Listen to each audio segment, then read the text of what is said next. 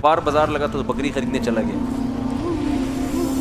Shopping का अपना मजा है यार। ये वाली बकरी ने पसंद ही नहीं आई साहब, गैर खानदानी बकरियां लेके घूम रहे हैं।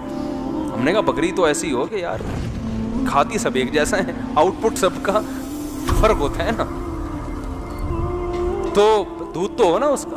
बकरी के दूध का अपना मजा है यार। सुबह सुबह बकरी का दूध पियो, ऐसी अच्छी सेहत हो जाती है, पेट ऐसा तेजाबियत खत्म होती है। लोग खाम खाम अपनी एक पर्सनैलिटी बनाई हुई है, बकरी पालेंगे तो लोग क्या कहेंगे, बकरियां पालता है। अबे सेहत का बेड़ा गर्क, खालिस दूध आपको कहाँ मिल रहा है? ये जो ये दूध है, अब क्या आप करते, फिर सारा दूध खराब हो जाएगा, है ना।